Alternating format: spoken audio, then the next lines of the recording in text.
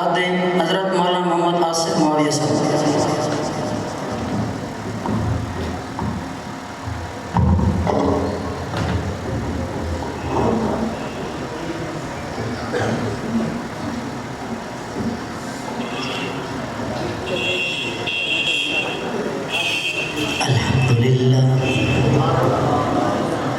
الحمدللہ وکفا والصلاة والسلام علی من لا نبی بعدہ ولا رسول بعدہ ولا رسالۃ بعدہ لا نبی بعدہ ولا نبوۃ بعدہ اما بعد اعوذ باللہ من الشیطان الرجیم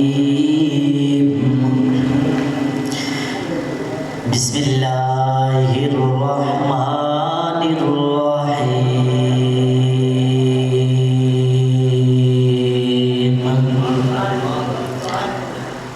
لقد كان لكم في رسول الله أسوة حسنة اللہ تبارک و تعالی فی مقام آخر محمد رسول اللہ والذین معه أشداء على الكفار رحماء بينهم صدق اللہ مولانا العظیم وصدق رسوله النبی الکریم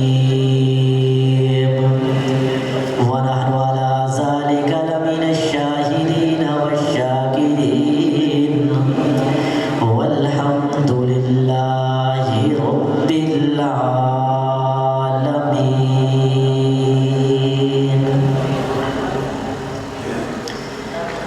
کچھ کفر نے فتنے پھیلائے، کچھ ظلم نے شعلے بھڑکائے، کچھ کفر نے فتنے پھیلائے، کچھ ظلم نے شعلے بھڑکائے، سینوں میں عداوت جاگ اٹھی، انسان سے انسان ٹکرائے، پامال کیا برباد کیا کمزور کو طاقت والوں نے، جب ظلم و ستم حد سے گزرے تشریف محمد لے آئے۔ میں نے اس ذات پہ کچھ کہنے کی جسارت کی ہے، میں نے اس ذات پہ کچھ کہنے کی جسارت کی ہے، جس کے رتبے کی فرشتوں نے شہادت دی ہے۔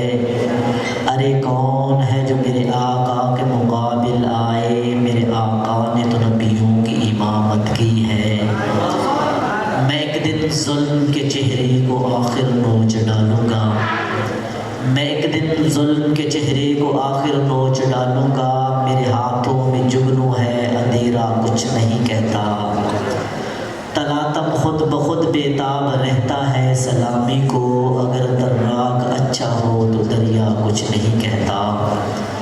میرے واجب الاحترام معزز مکرم سامعین کرام اور اسٹیج پر جلوہ افروز عظیم علماء کرام، میں نے آپ کے سامنے مختصر وقت میں چند باتیں عرض کروں گا۔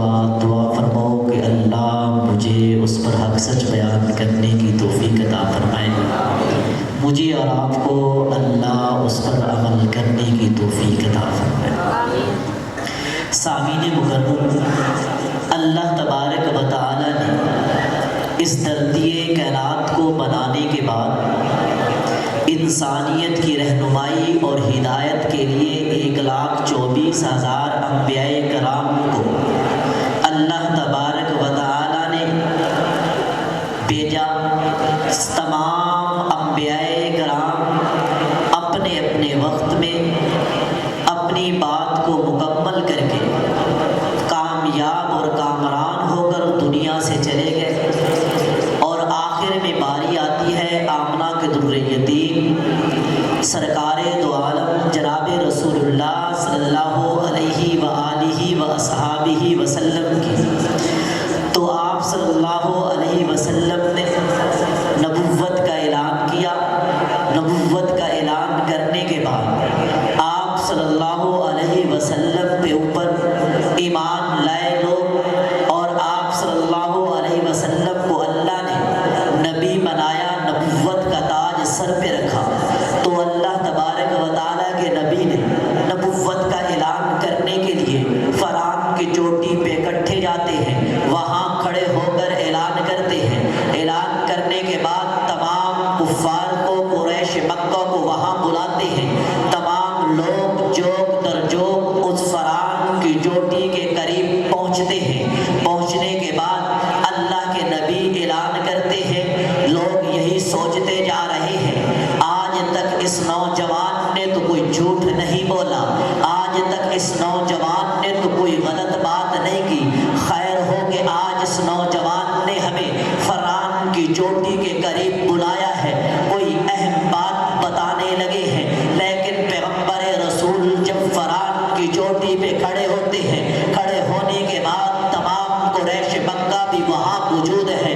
اللہ کے نبی سب سے پہلے اعلان کرتے ہیں کہ میں نے آپ کے سامنے اپنا بچپن گزارا ہے، میں نے آپ کے سامنے اپنا لڑکپن گزارا ہے، میں نے آپ کے سامنے اپنی جوانی اور شباب گزارا ہے، زندگی کے 40 سال کا عرصہ میں نے آپ کے سامنے گزارا ہے۔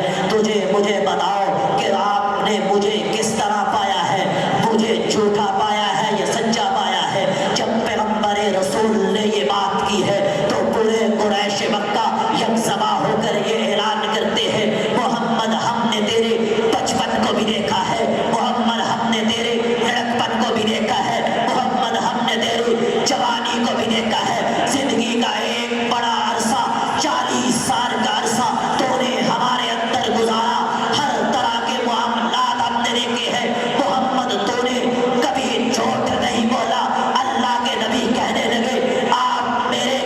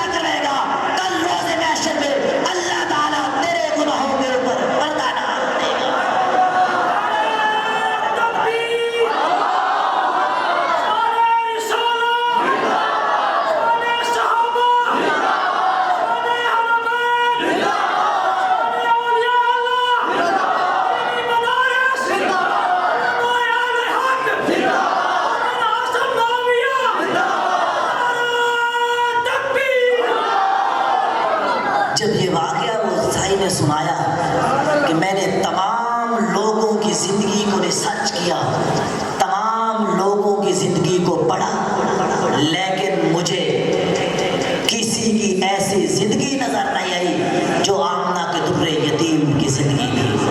اللہ تبارک و تعالی ہمیں جناب رسول اللہ صلی اللہ علیہ وسلم کا سچا عاشق بنائے اور ان کے مشن کے اوپر زندگیاں گزارنے کی توفیق عطا فرمائے۔ وآخر دعوانا الحمدللہ۔